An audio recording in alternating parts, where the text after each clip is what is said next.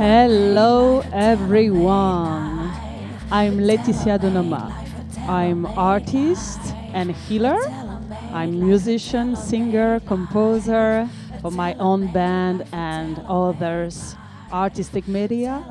And I am also vocal coach, holistic and art therapist. And today I am really happy to welcome Angel Niewzwaag. She is a Dutch young woman, a traveling mom. She is very interested in plant medicine, ancient wisdom, ceremonies and rituals. She has a vision. She wants to create a village that thrives some love and where everyone shares his skills with each other. And the most important things is that it's sustainable to open their home to homeless children. The idea is to create a new education, an organic school. So, Angel, what is the goal that you want to reach and that you would love to share with us, with the audience? All right, so the goal that I managed to reach was, as a young child, I always had this hole of a feeling of abandonment. It was related to my parents. And after a long journey, I found love in myself, and the abandonment just poof away. So this is the goal that I would like to share that I managed to reach. Okay, so your goal was how to feel abundance. I will say within, love within, abundance in all the part of your life to feel really fulfilled by this love. Yeah, fulfilled, worthy, whole, yeah. Yeah, it's really important, I will say, to create a dream life. It's a step we are really included in this power life. I'm really glad that you shared this today. Do you remember when you started to feel, oh, okay, there is something wrong maybe in my life and I want to change something? Do you remember the time when you feel, oh, I have to transform, I have to feel this love, I have to step out of this feeling of abandonment? Do you remember what age you were in this time when it's happened to you? I think, to be honest, I don't really remember the time when I started feeling this hole, because I started living from 1 year already with my auntie. And very quickly I got diagnosed with ADHD when I was about 4. So I got a lot of conversations with psychiatrists for, well, the idea of not living with my mom. So I got a lot of therapy on a young age. So there was like really young already created this separation between, being all right in the here and now and to try to find something that is wrong with you or try to fix something. So I think from a really young age, this was already imprinted in myself. The only thing that shifted, I guess, was the problems that I found. So, when I was a young girl, it was ADHD. And when I was older, I tried to find help in addiction problems. And, the problem, it looked like it changed all the time. So, like, really the age of when this whole started, I cannot remember. But I do remember the journey of changing every time to another problem and trying to find the problem. And at some point, I realized that trying to find the problem is the problem. Sometimes in the life, for me, for example, in my own life, sometimes I had some déclic, I will say, like, now I want to change. Now I want to really transform what's happened. I know exactly what kind of person I want to be. Yes, I was about 17 years old, and my mother didn't raise me because she had addictional problems.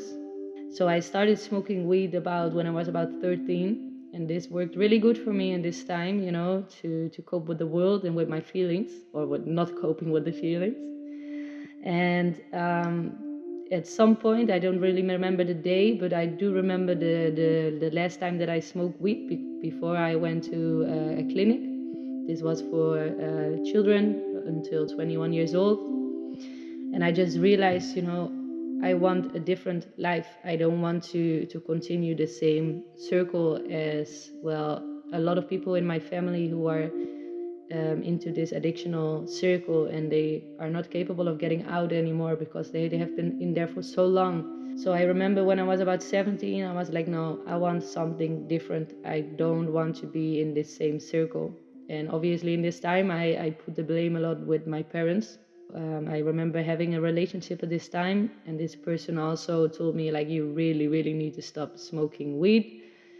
And I had some problems in this relationship, and it was just clear for me, like, yes, this person has reason, I really need to do something different, and I couldn't seem to find the problem. So I was like, okay, this is the problem, the weed is the problem. I need to quit smoking. And I went to a clinic. Yeah, this was my first journey into the addiction. Well, the addiction problem is what I called it by then. How many years or month you did to really come to the step, oh yes, it's really transformed?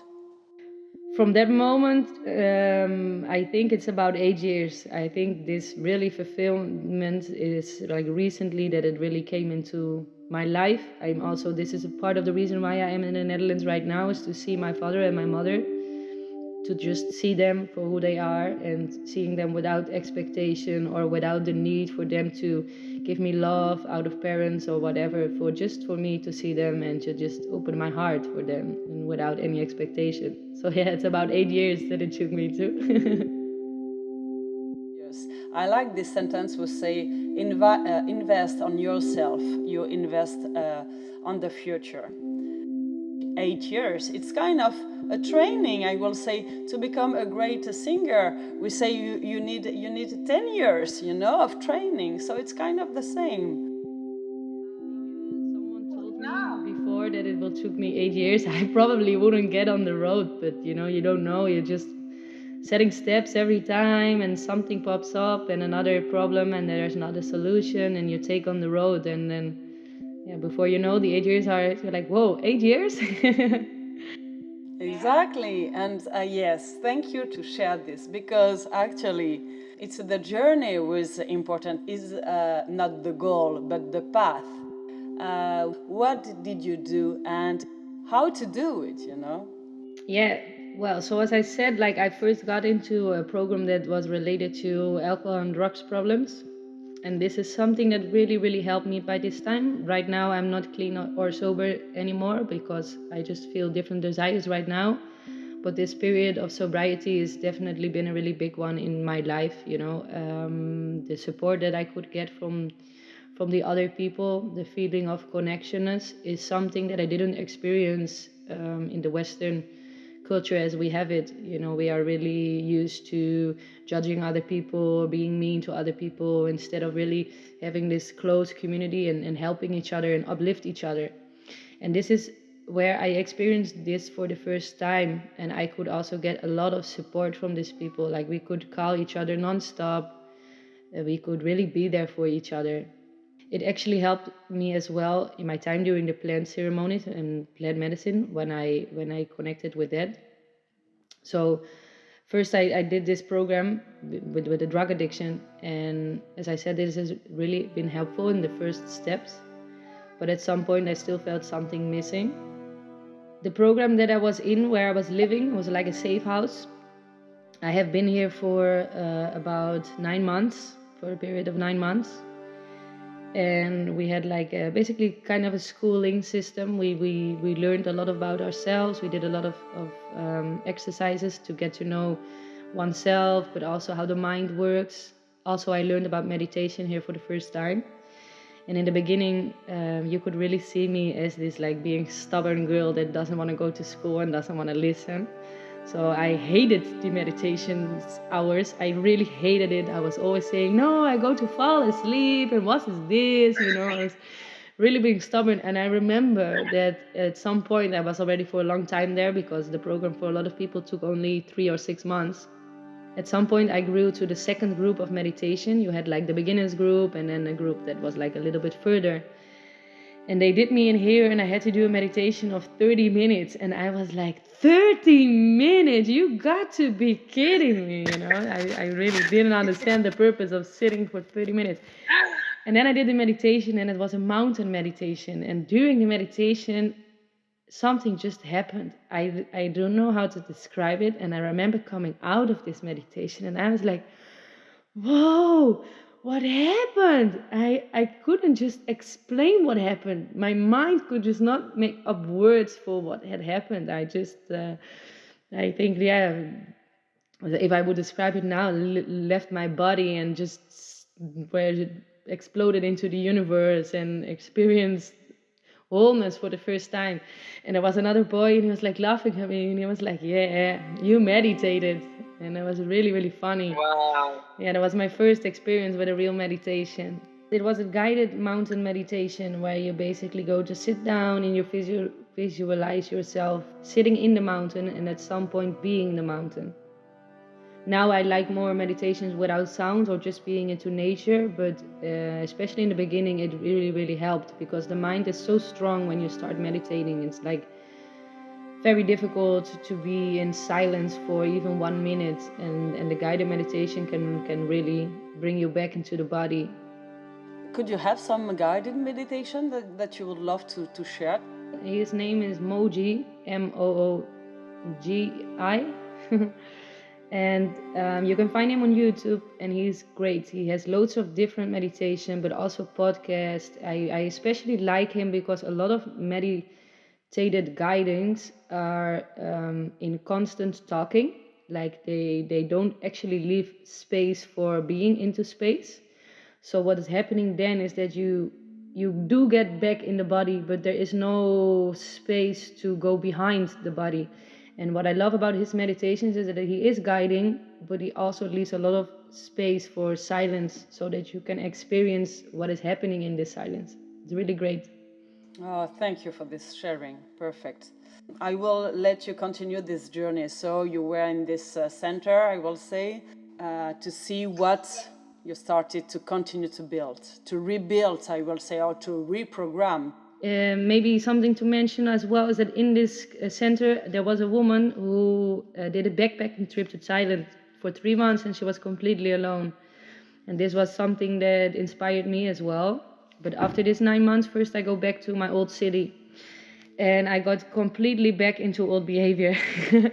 I think it took me 2 weeks to go with some friends and drink a lot of alcohol and smoke weed and go to party again, you know, just back into it. And this took on for some months, and then at some point there was like this other click moment, because sexuality was also a big thing for me. And I came into a situation with a guy, and he wanted to have sex with me, and I actually learned in this program to give my boundaries, you know, when something doesn't feel right anymore. And I gave my boundary very clear to this person. And this person responded basically like he didn't care. And this was a moment for me when I was like, hey, what happened? You know, I learned to respect myself. I learned to give boundaries, to listen to myself, to be myself. And right now I'm not being anymore who I want to be. So this was another click moment, and I got involved with people again who are from this program. And I remember this conversation of the girl that went backpacking, and this inspired me so much to just go out in the world with only a bag, nothing else, and just to be completely free from anything. So in about 6 months, I saved enough money and I left to Australia. And I was about 19 here, and it felt so powerful. I think it's the most amazing and powerful thing that I ever have done, to just go with my bag. And I was walking in this city completely alone, and this feeling of power just rised up in me. I was like, if I can do this walking here alone to the other side of the world, I can do anything. So this was a really, really big one in my life as well, starting the traveling. So I spent some months in Australia, about 7 months, and I was sober during this time. I learned a lot about myself. I first started dating Actually, I realized it when I was there, that I always had boyfriends and wild nights, but I never really went on a date. So this was really a nice experience to go through as well.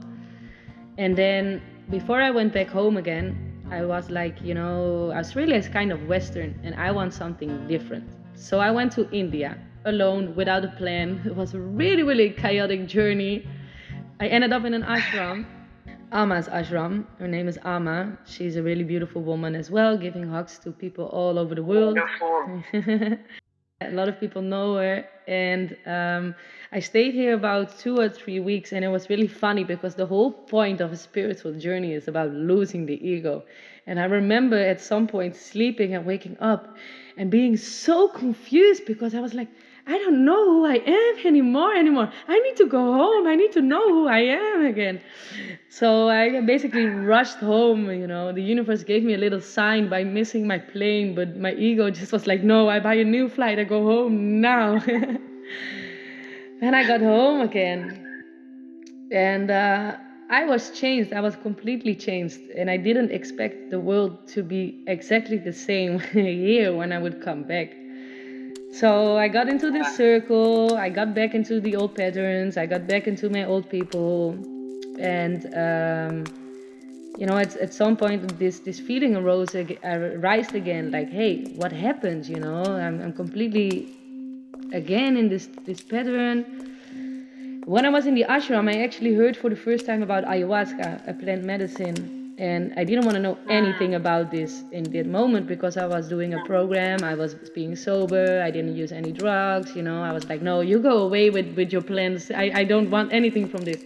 But then again, I heard the name again from a friend of mine, and I saw something on Instagram, and my friend told me that he got an ayahuasca ceremony in the Netherlands. So this feeling of confusion that came in me, and also a big one that always comes with it, is the feeling of not wanting to live anymore. This hole and just being like, I don't know it anymore, so I don't want to live anymore. This is something that arises in me. I can see these patterns of thought coming when life is throwing difficulties at me.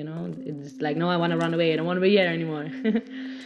So I talked with this friend and I did this ayahuasca ceremony, and from the moment that I entered this space, I just felt home. It was the sitting in the circle that was the first thing that was like, whoa, we're connected. We're sitting in the circle, and the warmth that came with it, and the freedom that came with it, and the people that just were so accepting and not looking at what kind of clothes you have or if you have a watch, or that was like completely irrelevant, not important at all. So open, so honest. It was beautiful. And during my ceremony, I just felt so much love. I actually got inspired by it by the movie that's called The Last Shaman. It's a documentary about a boy who is depressed and doesn't want to live anymore. And he's going to the Amazon, and he's basically saying that this is his last hope. And I got a little bit inspired, a little bit a bad inspiration maybe, but anyway, it was like, okay, this feeling of not wanting to live anymore just comes back every time. So I'm just going to put all my hope into this plant. And this plant really rewarded me as well. I really put in the work before the ceremony as well, but the love, and it was just so much proof for me that, I wasn't crazy all this time. I was just right. The world is kind of crazy, There is more than just the work life, and there's more to this. Some people make it seem in the internet right now that when you drink ayahuasca or any kind of psychedelic plants or other plants medicine, that it is a quick fix, that you take it and after that all your problems fly away and everything is good again. Maybe this is like this for some people, but it didn't work like this for me. It was more like a longer journey. So I did this ceremony, everything was great, I felt this love, I thought my problems would be over, and I got back home and the problems didn't go away. It popped up again. I was like, oh, what do I need to do with this? It's this feeling of wanting to fix it, and we have to fix it now, and in the same week I also watched the documentary about minimalism. So as the mind goes, it's always like finding the problem and here is the solution. And so minimalism, this is the problem of the world, and here is my solution. I sold all my stuff, sold everything I had, my room and everything. And I went on with my backpack again. And this is probably one of the most confusing periods of my life, because now I knew that I wasn't crazy, that there was more to life, but these patterns were still with me and I couldn't seem to get out, and this was very confusing because I see the road, I know it, but it doesn't work. Like, what's happening? So I got the feeling that basically everything was coming on my path and I couldn't make it sense. So I from the one place to the other place and eventually back home again. And a couple of depressed months led me to, okay, I want to know more about this plant medicine. And I thought some time for going back into this program of with the alcohol, but this didn't feel right anymore because in my opinion they had some limitations and I wanted to go behind these limitations that the plant did give me. I talked to my shaman who went to Peru, and I went to the Amazon and I did here a plant-based diet. I just had this feeling for a long time that I just want to be alone. Just leave me alone and let me get inside. And I did a diet about 2 months in the Amazon. This was really a really big change. Yeah, this definitely helped a lot in my process. It wasn't easy at that point, obviously. Something that really helped me more than I can imagine is the nature. Like, obviously I did plant medicines here. This helped a lot as well in my process, but I mean just more being in nature, to live in nature. We especially here where I'm in the Netherlands, all the nature that we have, mostly all the nature is planted by humans. And even if we live within nature, we don't really live in nature. We live next to it or nearby it. We don't really live in it. And being in this casita that was completely open and just, falling asleep with the sounds of the animals. The first nights you think everything is gonna kill you. You're really scared. Like, what do I hear? It's coming to attack me. It's crazy stuff. But the more and the more you start to appreciate it, and you start to see how much alive it is, and that not all the plants are the same. They're just green plants. No, they're all unique and they all have a different vibration and they all sing a different song. I think this is something that really helped me in my own healing process and still helps me when I feel overwhelmed or when I just don't know it anymore. I spend some hours into nature and I can just feel this peaceful silence sink in again of everything being okay and being right, and there is no problem, there's only a problem in the mind. I can imagine like it's a mix in between to feel really safe within and to feel rooted and to feel this confidence to let it go, to release, to surrender, and really to be in the moment present. So I can imagine that it asks you to feel really confident and safe and in peace, to accept, what the life is, what's happened all around, to accept, to feel okay, everything is perfect. And I know the medicine plant, and maybe it's a question that I will ask you, but it's the way that it shows me, for example, it's the way that everything is perfect. The destruction and the construction, everything is perfect. It's not like there is something beautiful and the other thing is ugly. Like the destruction is terrible, it's bad or something like that, and the construction and the light, oh, it's beautiful. What the medicine plant shows me, it's no, everything is at the same level and everything is perfect. Everything is like a balance, and you have all this within you. It's all this that you are seeing, it's you, and it's a part of yourself, and you are the universe, and the universe is within you. So what I learned is that we are connected with everything all the time, and that everything is perfect actually, and everything is beautiful, and also the destruction. It can be hard to hear this, but it's really the way that the medicine plant shows me. Yes, definitely. I really learned as well that the separation that we might seem, or that we think we seem to see, is not really there. Like, as soon as there is separation, it is part of the mind, because the separation is not there, you know. So this is also something really big that I learned about, for example, judging. You know, as soon as you judge something, you make something of a line, and the line doesn't exist. So when there is a judging, or when there is this separation, it is part of what people refer to as ego, as a separate self, because there is no line. It's like saying if you have a blank sheet of paper that's completely white, it's like drawing something on it and saying that it is not there, you know, that it was there already before it. No, it wasn't there. You created it. You created it with your mind. You created the line, the separation with your mind. Yeah. Exactly. And this wholeness, to feel the whole like this, the way I feel for myself when I start really to include everything, I start also to stop to judge myself, you know, and of course the outside, but it's all about myself. And there is a story where there is a master, and I will say the student is really angry, really angry, because he has the feeling that he is not learning something, or he has a lot of anger, and he comes to the master, and he starts to say, how you are so cold, you are so this and that, and I don't learn something, you pretend to be a master. And he starts really to judge him and to judge him and to judge him, and the master stay really calm and not express something, and just listen.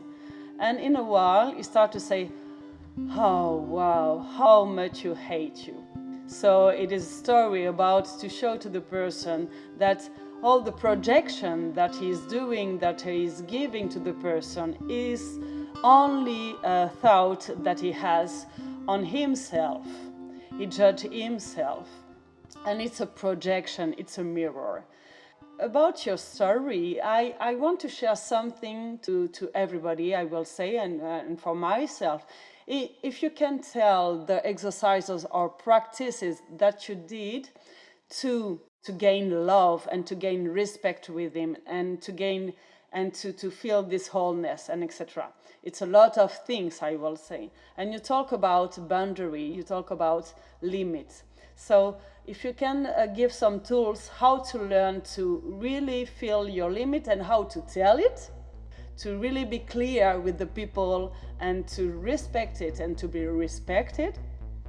And also to talk about the ritual and the medicine plant, because there is a lot of kind of circle and of rituals we are giving in the world. And I am really convinced that it's really important to go in the place really safe, warm the people, to choose a really good shaman, I will say, a really good group.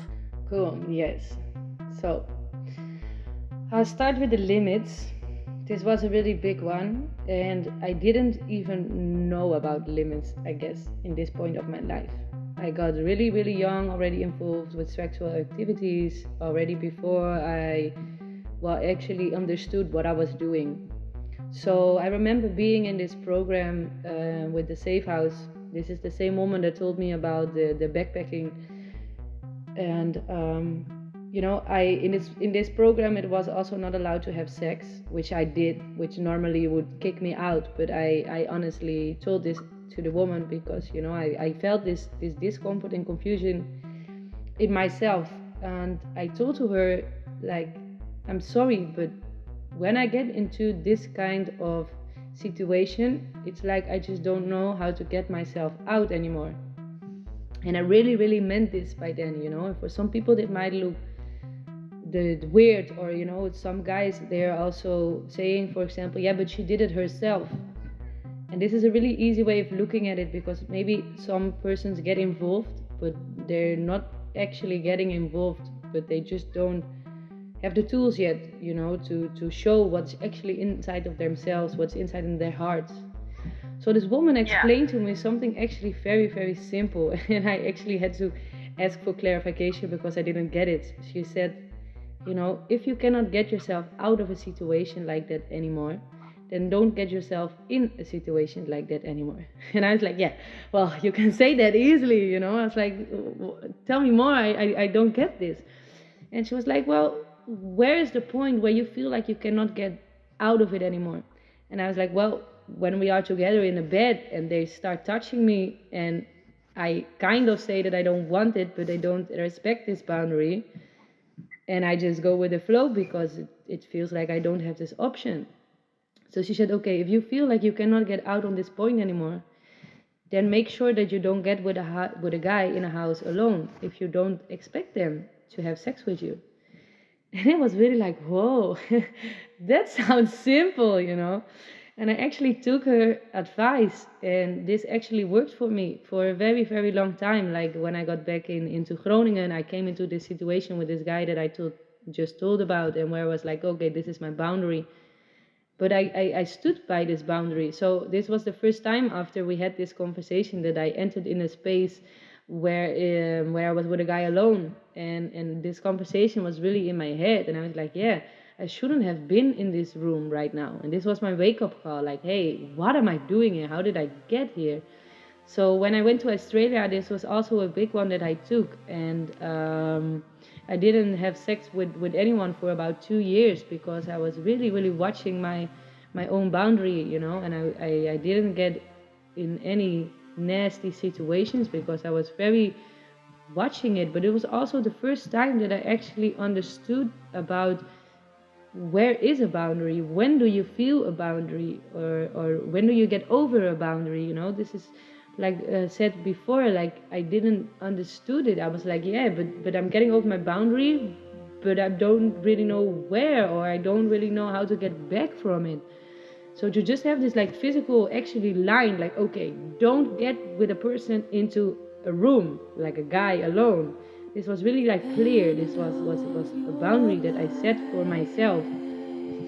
And where I learned about how do you set a boundary, what is a boundary. It's basically a rule that you agree on with yourself. And I always like was this person that didn't like rules, like a real rule breaker.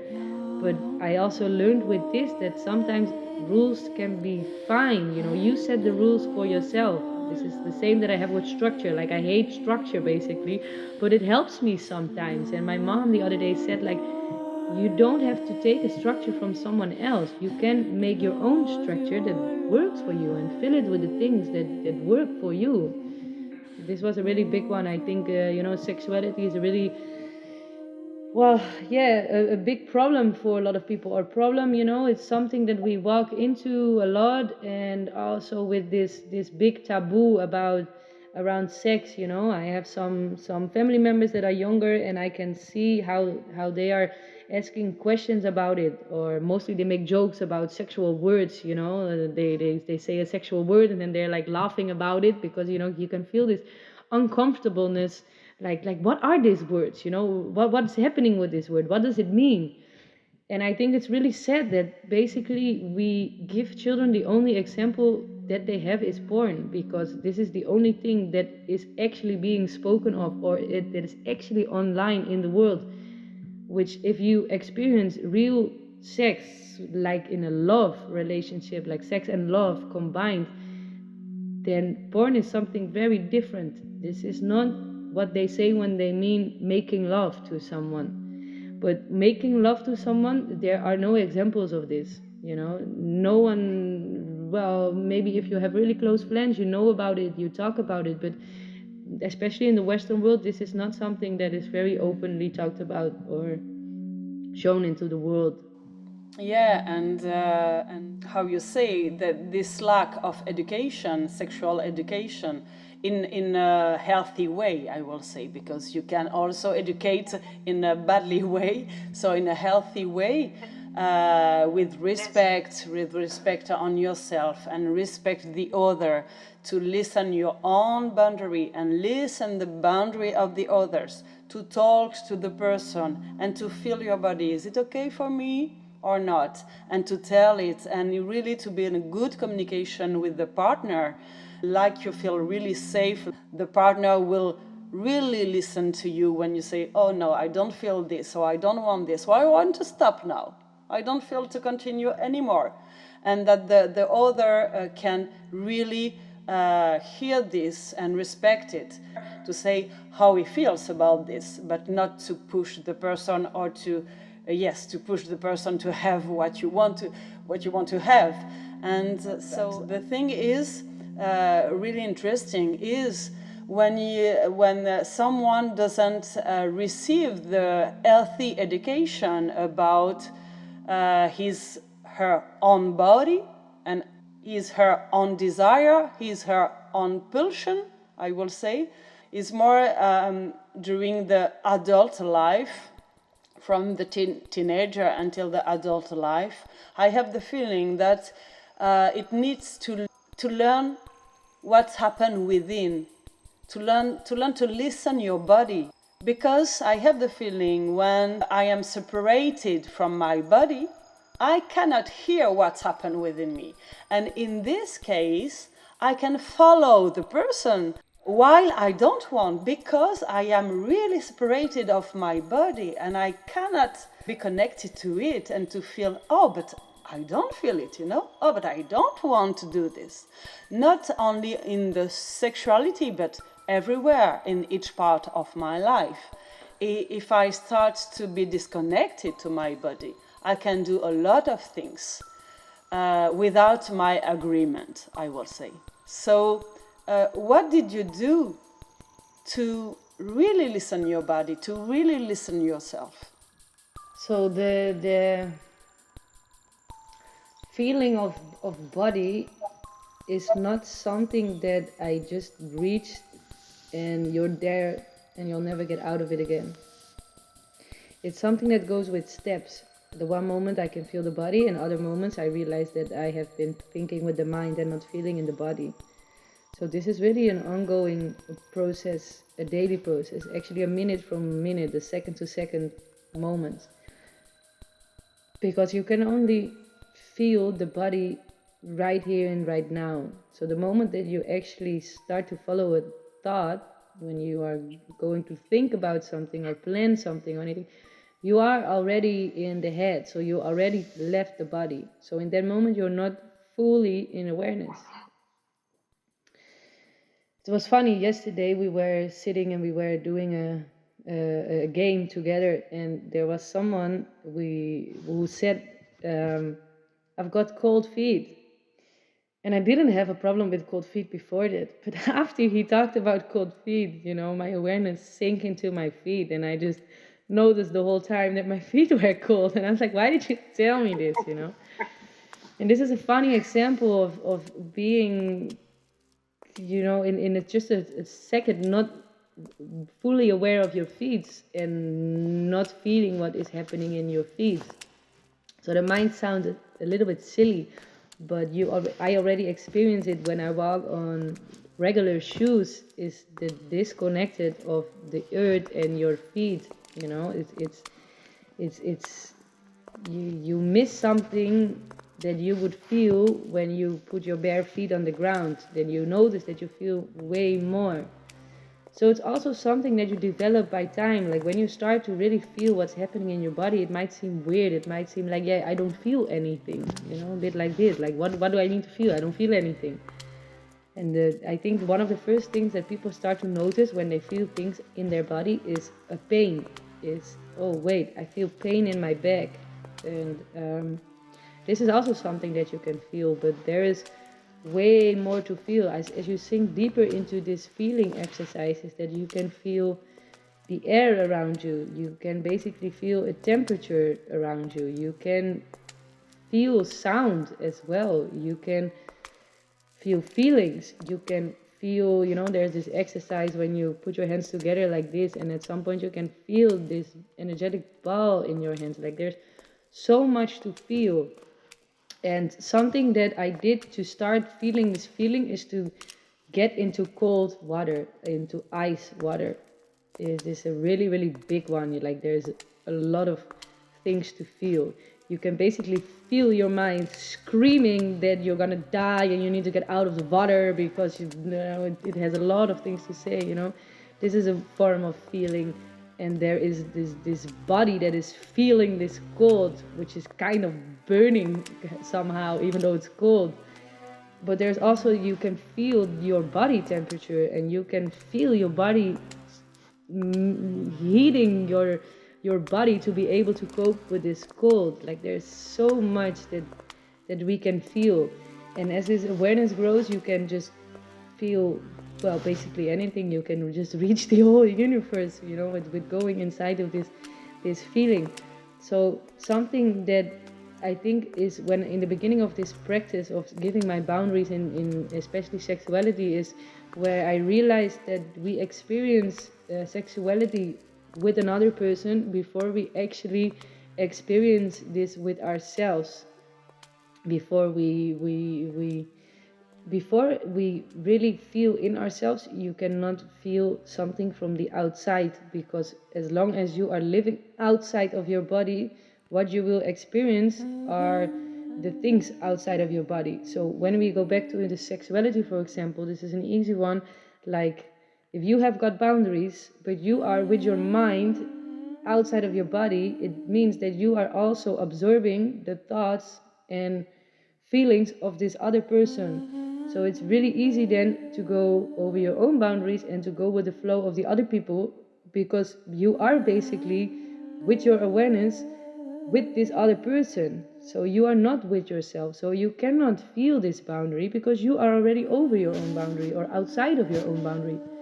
So the first step is to get within, is to feel your own body and go deeper and deeper and deeper within.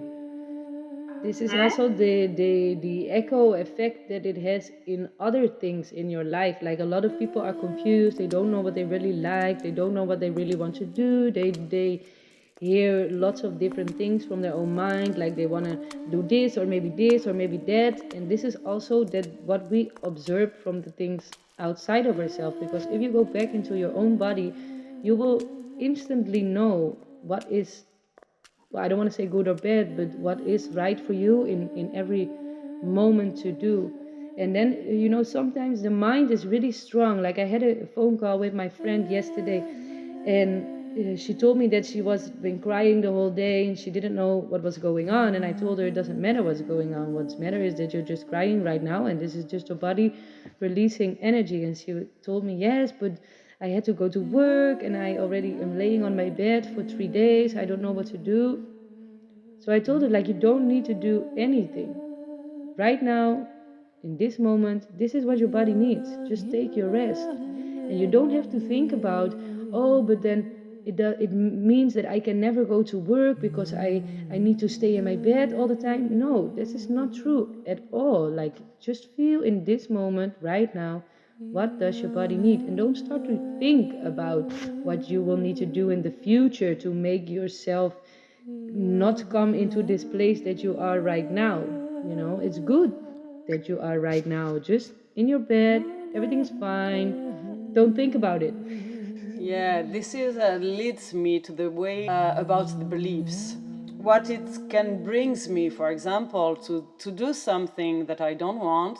It's my beliefs, who comes from my education, my program that I ate. I would say ate in my childhood or in my transformation or in my journey as a young adult or something like that. It's some beliefs that I ate, like a food, and I took mine, and a lot of things that I can do without my agreement, my really agreement, if I am really connected to myself. It comes from a lot of beliefs, and for me it's a combination in between listen yourself, so really go within, like you said, to stop to go outside and to follow the outside, the desire from the outside, but so go within. and also listen the beliefs that there is within.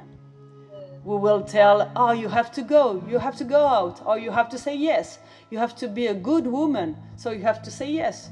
All these beliefs that it can come from society, education, a lot of things, we will push the person to act out, or to do something that she doesn't want. So what did you do? Because, for example, what I am doing, I use a lot of reprogramming, who comes from Joe Dispenza, for example, some meditation to reprogram and to really focus on the belief that you want to have now to push your being further. So it's my tool, one of my tools. For example, what you are practicing to transform your beliefs in your life. So I think there's two big things that I did that helped me a lot in this process, and one of them is diary writing. I have, I think, 5 full books of diary writing, which have given me a lot of insight of my beliefs and agreements that I had with myself. Basically, anything that you have or that you don't have is because of a belief. Like, life is so simple as you make a wish and it comes. It's that simple. The only thing why it's not here is because you've got a belief that's in the way of it. Nothing more, nothing less. So someone that really helped me is Abraham Hicks, and she is channeled by Esther Hicks, also capable of finding on YouTube. And this is really someone that helped me a lot about learning to become aware in the first place of certain beliefs. You know, for example, something that a lot of people struggle with is money. You know, this is a nice one to say because most of the people feel that they don't have enough money, that they have a lack of money.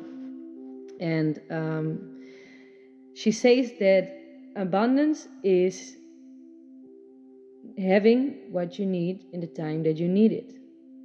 And that is it. But we constantly think about some time in the future where we will have to pay some things, where we don't will have the money for it. And we are constantly affirming to the universe, I don't have money, I don't have money, I have not enough money, I don't have money, I'm not enough, I don't have enough, I don't have enough. So what you are asking to the universe is, please give me more of not having enough money. Please give me more of not having enough money.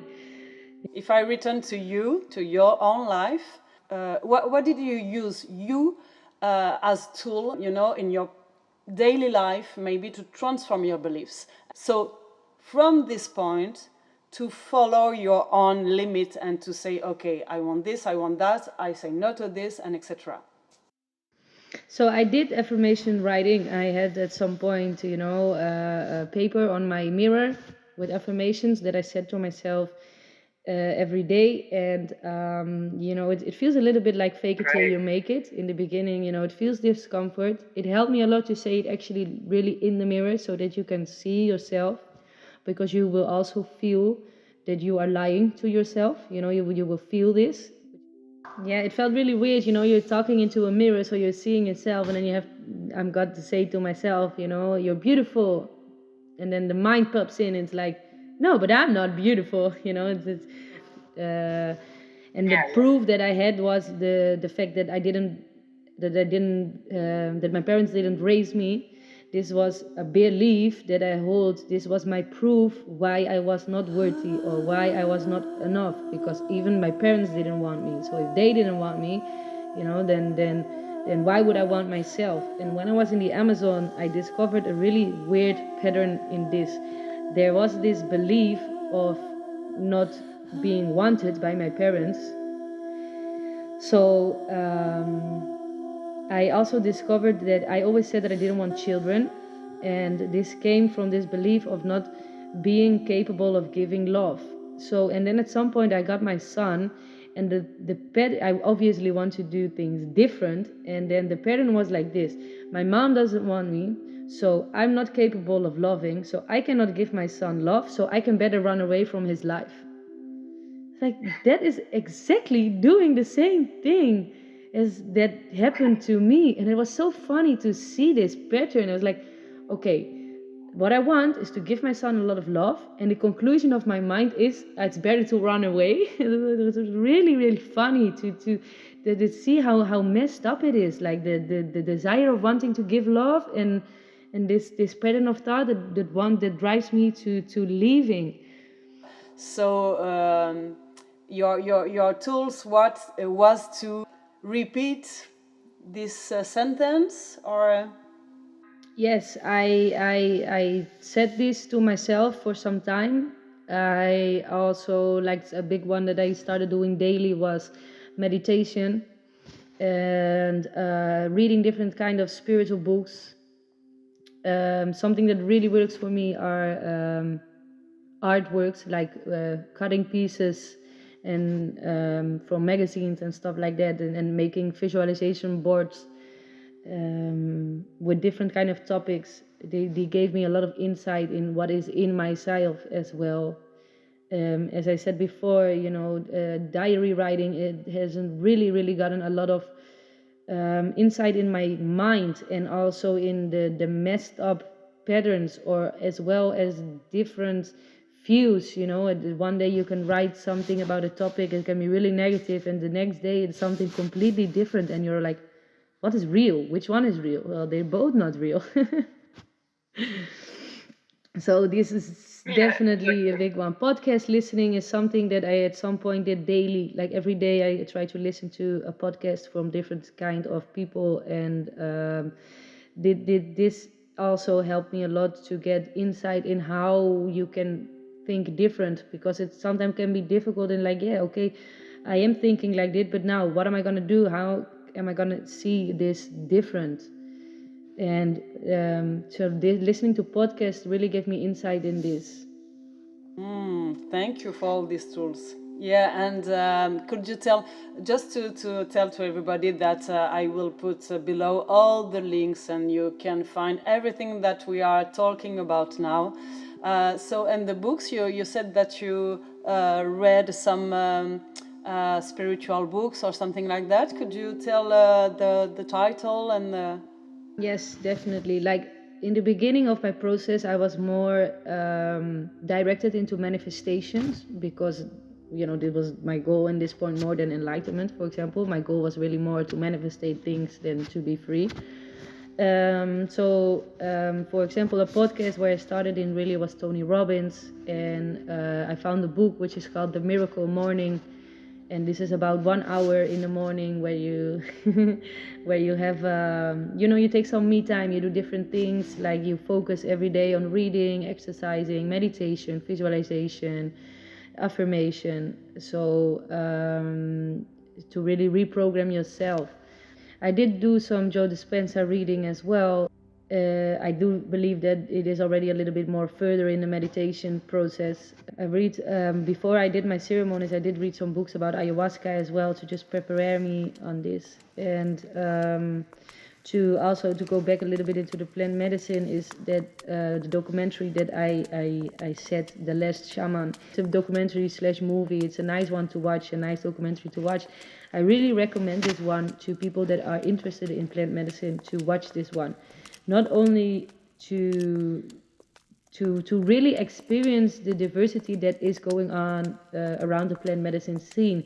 The movie is really showing also how a lot of people are using the plant medicine in a not very helpful way, who are more interested in the money than the healing part, because entering in a space of psychedelic it's literally opening your mind, and it is, if you do this in a safe way, it can definitely add to your healing process, but it can also put a lot of more negativity inside of yourself if you are doing it in the circumstances that are not really right for it. And this documentary is just this guy is going through different shamans, and you can see how he is following his path in this, and how he is showing this in this documentary. This is it also in the Amazon. This is like, there's no lie about it. It's really concrete how it goes there. There are also markets where people, for example, sell ayahuasca on the street, and they will tell you that it is safe to take it on your own, that there's no problem, just because they want you to buy it, which for your first ceremony, I don't really recommend doing that. Yeah, so thank you. Thank you. It's perfect. It's perfect. We saw a lot about the journey, your journey, how to come to the love. So how to respect yourself, how to listen your limit, how to step out of the dependency. So how to be really autonomous. We saw how to feel this wholeness, how to step out of the judgment, and reprogram the beliefs. I think it's a lot. So do you see something else that it really helps you to come to this fulfillment? Yes, I remember when I was at some point in the Amazon, I got the feeling that I had to leave this place. And I didn't. And then things happened, you know. I dropped a 20 bucket full of water on my toe, you know, and then something else happened. Like there were little small signs do I see now of the universe like telling me, okay, you have to go, you know. And I ignored this feeling because someone had told me that no, this is all part of your ego. And while this can be true, definitely sometimes these are parts of ego, but the most important thing is to get back into your own body and to feel what is right for you. And even though we do a lot of spiritual practices, we do podcasts, we go to read books, we do all these things, but they're all outside of yourself. So everyone that you go to is actually teaching you to listen to yourself. So it's funny because we go to another person to tell us, listen to yourself. These things that had happened in the Amazon, like my toe and things. And then there was this person who was like, your body is telling you to leave, right? Why don't you listen to it? And this person was so intense that it just dropped me back into my body. And I was like, I know you're right. I don't know why I don't listen to it. And I realized then this belief came in because it was saying to me, yeah, but it is your ego. So I told him, yeah, but people told me this is my ego. And he was like, yeah, they did tell you that it was your ego. And it just made me realize that this was what they were talking about. This was a certain belief, an agreement that I saw for my own truth. And I didn't listen to my feeling anymore, who was really, really clear. So the answer is always within. It is always within. No one can tell you better than what you should do than yourself.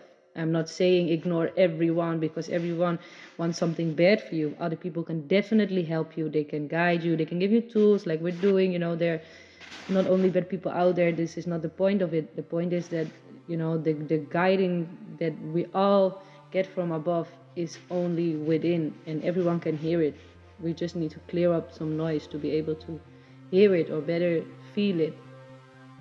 When I feel a lot of emotions, I think a lot of people have the problem where they cannot speak it out.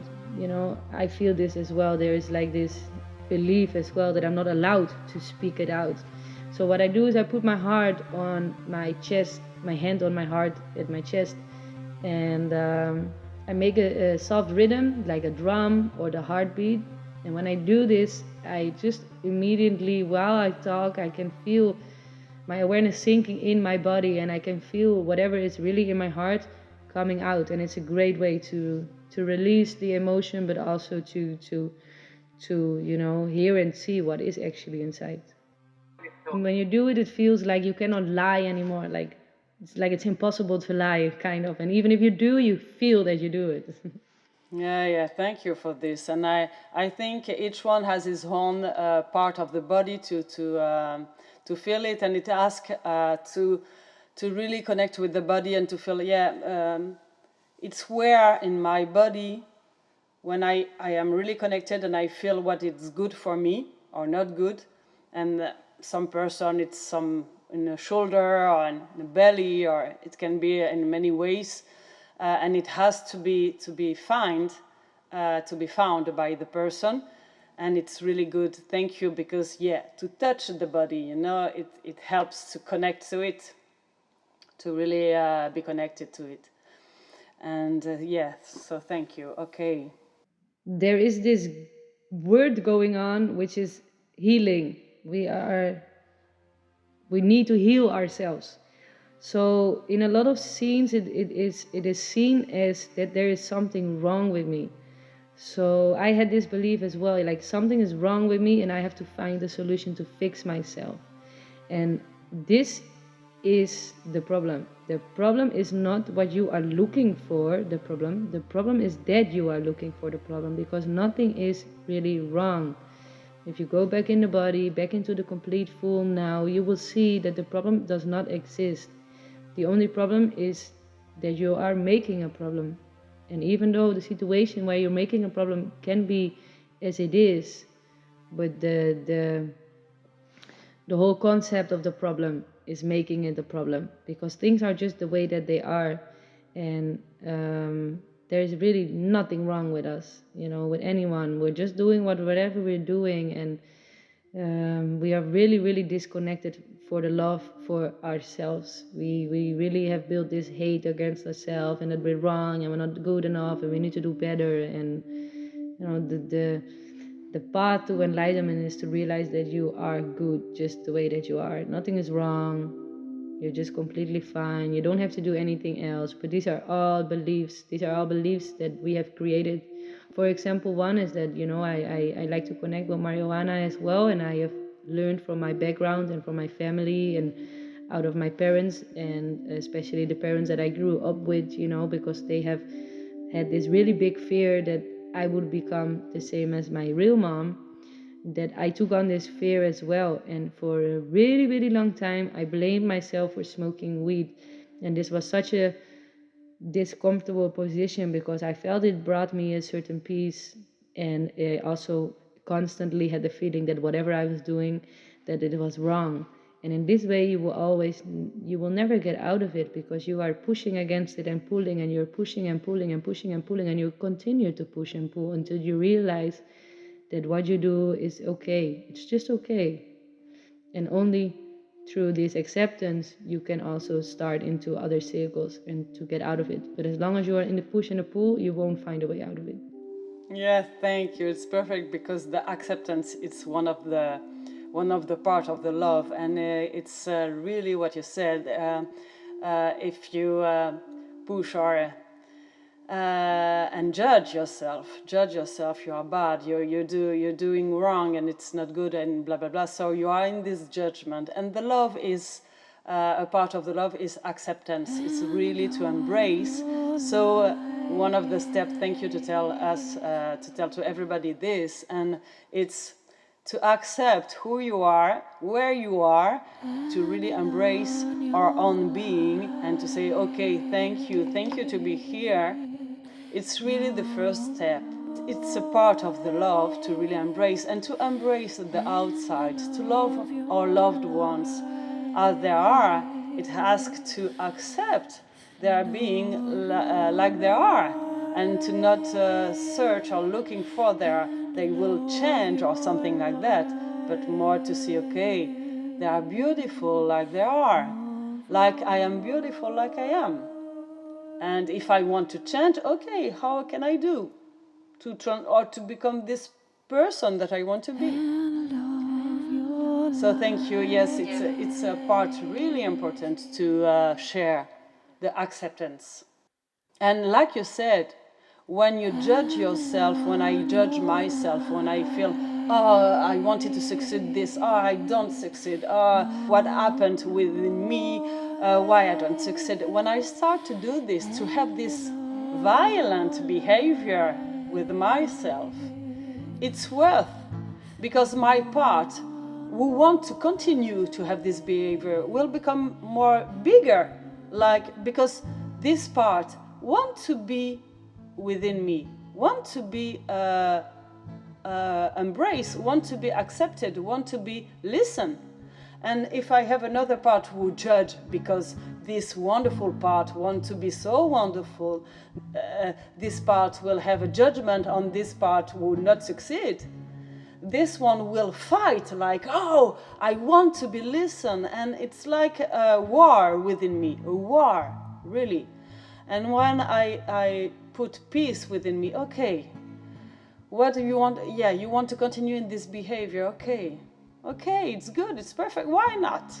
Let's go to that. And it's kind of this part who want to behave like, I don't know, to distract something. She will be listened, and the desire to distract will suddenly not disappear, but be less stronger, because I will listen to it.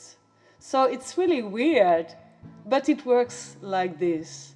But it's the question as I want to go to the way that actually to welcome oneself, it has to become the wonderful parent within us, who will embrace the children, the child within, and say, oh, you are so wonderful.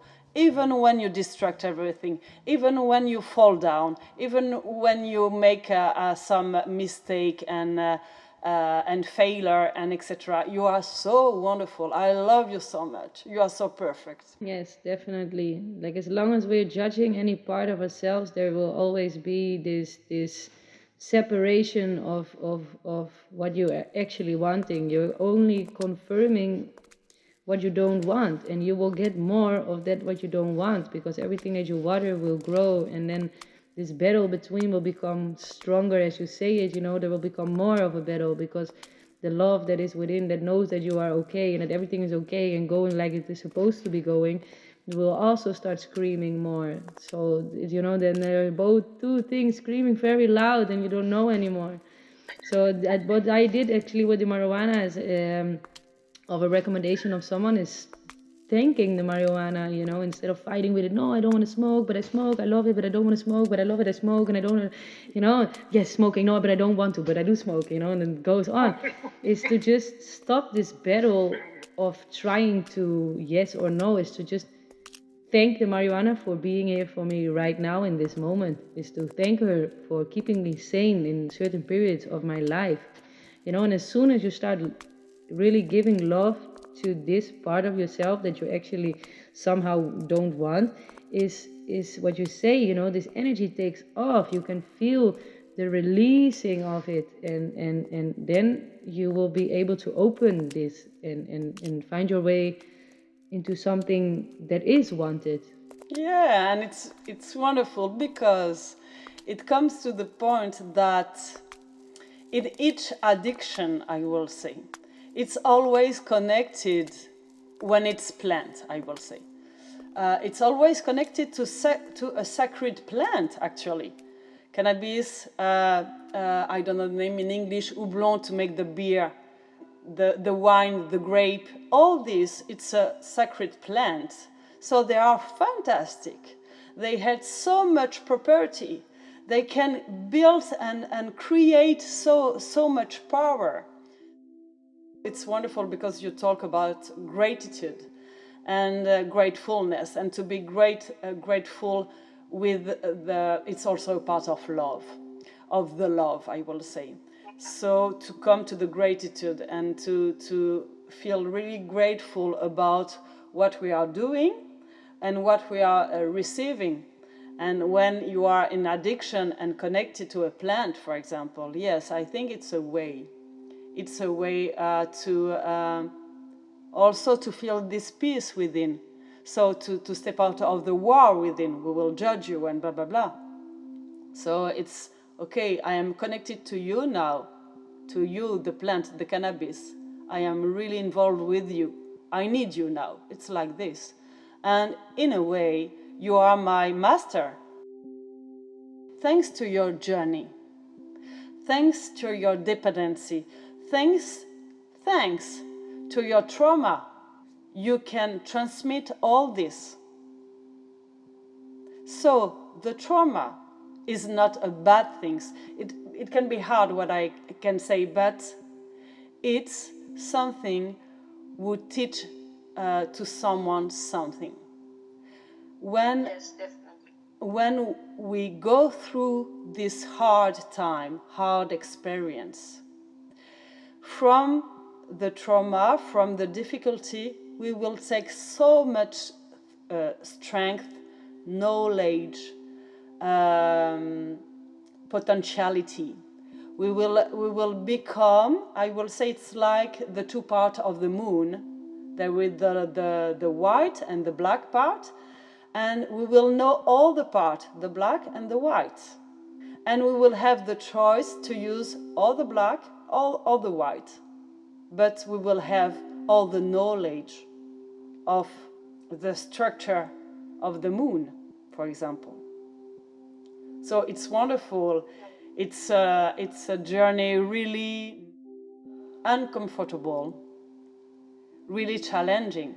But now you can talk about what it is, the love, because you knew what it is, the unlove. It's because you know what it is, and you know the independency because you know the dependency. Yes. That's why everything is perfect. But everything is perfect, I can see that for the past right now as well. Like, I always had the feeling like, oh, my mom wasn't there, she should have been there, it should have been different, it should have been different. This is the main thought about this pattern. And now I'm looking very different at it, because it just was what it was. It shouldn't have been different. She shouldn't have been different. She's just the way that she is. And everything worked out. I lived with my auntie, so I got another family, and I have a sister with them as well, and I basically grew up fine. So why would there have been, why do I want anything to be different in the there? There's only me wanting to be different in the there if I believe that there's something wrong with me right now. Because if I believe that everything is fine and that I'm okay and that everything is good right now, I don't have to look for the problem in the past anymore. I don't have to say anymore that what she did was wrong. I don't have to say anymore that my father should have acted different. All this should have just disappears. It's okay. And what I see in your journey, I will say in your path, it's because you know how it is to be a child without a mom. I will say you had a mom, but without your mom that you desired to have. You know how you have this desire to build this eco-village and to welcome the homeless children. It's because of your past. It's because of your story. Yes. So thank you, your story, in a way. Yes, definitely. Like, it's without my story, I think that the discomfort comes from when we don't really know and when we don't really feel what is our part right now, because we don't know this. This is why we start to look for a problem in the past, because if then the past would have been different, then my here and now would have been different, and what I have in the here and now is not good. This is how the pattern goes. But if we can see how our path is unfolding and where we are headed to and what life is preparing us for, then we can thank our story just the way that it is. So if you are stuck in a pattern of something that should have been different in the past, you can see out of this story that you're not aligning with your true self, that knows that you are completely fine and that you are only being prepared right now for your own path. Yeah, so it's like to change the belief. If I transform the belief in, oh, what I have to learn in this situation, I will learn a lot. What the situation has to show me. Of course, it's difficult, it's uncomfortable, I feel a lot of difficult emotion. And if I have this belief that I will learn something and that I will keep a new strength, a new potentiality, I can imagine that it will give me another feeling also. It will give me more power also. There's a lot of freedom in it. So what I said before, like, if you put labels on something, that you say that it is a bad thing or a negative thing, or you use the word should have been different, these are signs. If you see these words in your thoughts, or even in your, like with the diary writing, if you see these kind of words, then just know that you didn't find your lesson into this situation yet. Because there is a lesson in it, and when you see this lesson, this problem will dissolve. So it's not about how to fix this problem or to think about what you can do to make this problem different, but to find the lesson within it. And if you found the lesson within it, then you will not use the word bad, negative, problem, or should have been different. Thank you for that. So now I will say you found this way of love, this way of fulfillment. Do you need still to keep awareness on your behavior? Do you need still to take care of your beliefs, etc.? Or now it's really more fluent, I will say it's really more flowing and really more obvious, because now your beliefs, your new beliefs, I will say, your new program is really built and more stronger, so you can really rely on it and make your life. So it's not that everything is like sunshine. You know, this is sometimes really this visual that we make, like, oh yes, I'm gonna be spiritual, I'm gonna be enlightened, and my life is gonna be fine, and I have never have a problem. You know, this kind of attitude. This is, for me, this is not how it is. It does get easier in noticing when you are stuck in your pattern of belief again. So how more time I spend in awareness and observing these thoughts, how easier it gets to see when you are following a lead of thought. So yes, in some way it does get easier, but it still sometimes experience more difficult times, or even going over boundaries. Like some big boundaries that I solved are, like, for example, in sexuality, saying yes or no when you do or don't like certain things. But as you go deeper into this feeling practice, you notice that there are also smaller boundaries. For example, eating something that you actually don't want to eat, but eat it. You know, so how more you continue in this awareness, how deeper it goes, and it comes in second. It's not about a really big decision anymore, but it can be in a really small second, in saying something that you didn't want to say, or going left instead of going right, even though the other side felt better than the other side. Yeah, you are observing more like in a microscope. I don't know if it's the good name in English. What I desire and not desire. Yeah, so now you have this, your own power, I will say. You walk your own path. You choose your own way. Now, what is the goal that I think it's about this eco-village that you want to build? So a really short-term one is buying a car and turn it into a camper van and going back to my boyfriend, who is still in Spain. And then the next project that I will take on is a message that is really, really clear from my inner self, that I just want to go back into the Amazon and reconnect with the plant medicine, and really feeling ready to also share plant medicine with other people's. You know, I really feel that my passion is here. I can feel that I'm on my path when I'm in the jungle and doing ceremonies and being with plant medicine. So I really feel that this is good for me to spend a long time in the Amazon, like living there for a period of time. And this is also funny because I just feel this so strong in my heart that I'm going to do this, that I don't really care about what the other people expect from me anymore.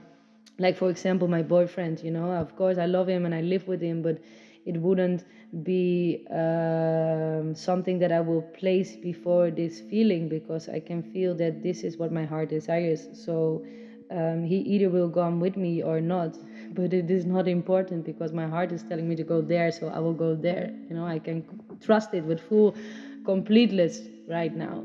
And I'm not saying that I knew this from the first day that this feeling come, but as I go deeper into this feeling, I'm like, yeah, this is what my heart says, so this is what I'm going to do. So we go to the Amazon, learn about plant medicine, and I think my feeling is telling me that somehow we will roll into the village, and and make our way into that. But there is some work that needs to be done before that. Yeah, definitely some more work. Yeah, great, fantastic. So maybe we will meet us again in several years, or I don't know when you will to talk about these new goals that you succeeded. And so it was really touching for me, really wonderful to hear your story. Thank you for your, your confidence to tell everything, and this sharing is really important for me. All the tools that I can also share below the video. I wish for your new goals to succeed, of course, and I am sure for sure that you will succeed, because now you have everything within you. So Yeah, thank you very much for having me as well. I felt for some time that it is ready now to that the time is ready to start sharing my story and inspire other people as well. And this was a really beautiful opportunity for that. So thank you. So I will say to everybody, bye everybody. Bye. Have a wonderful day. Fulfilling my heart. I am now fulfilling my heart. I am one, standing on my life. I am now fulfilling my heart. I am one, standing on my life. I am now fulfilling my